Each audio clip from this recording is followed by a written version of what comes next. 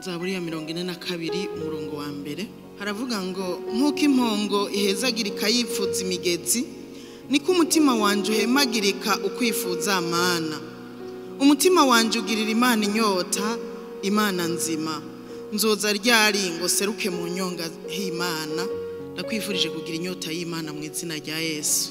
Uyu munsi rero nshaka tuganire ku nyota y'Imana. Umuntu afise inyota arifuza cyane. Ababene Kora barandika ino zaburi baravuga ngo nkuko impongo ihezagirika yifuza imigezi. Usomye neza ryari sengesho niko umutima wanje uhezagirika ukwifuza amana. Baca baratomora umutima wanje ugirira inyota Imana. Ntibavuze ngo ugirira inyota amahera, ntibagize ngo ugirira inyota inzu, ugirira inyota akazi keza, ugirira inyota kubona muri Amerika, kubona mu Buraya, kubona hehe. Oya, baca baravuga ngo umutima wanje ugirira inyota Imana.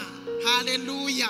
Inyota y'Imana, inyota y'Imana ndayikwifurije mu izina rya Yesu Kristo. Baratomoye ngo umutima wanje ugirira inyota Imana. Kubera iki? Hari ibindi twama tugirira inyota. Umuntu ashaka kugira inyota y'amahera, umuntu ashaka kugira inyota kutunga imodoka, akagira inyota yo kubaka inzu.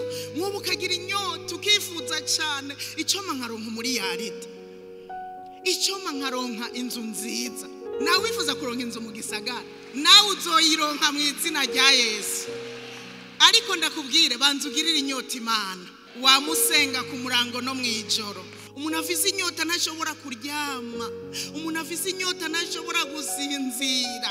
Aha batubwiye ngo impongo yarondera amazi kubera iyo arizi kudashobora kubaho itanyoye amazi. Amazi murabizi ko ari ubuzima.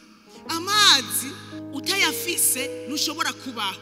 Igituma abana bigereranije n'amazi. Burya amazi tutayafise ntitwobaho.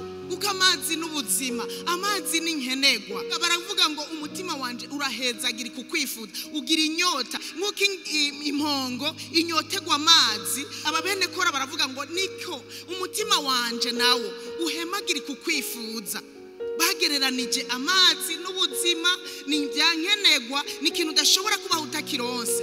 Ariko rero no kugirira inyota Imana, kuba mu kubaho kw'Imana, muri presence y'Imana ni ikintu cyankenegwa. Utaronse amazi urapfa, ariko kandi ugumye ubaho utari mu kubaho kw'Imana uratinda ugapfa mu buryo bw'imhemu.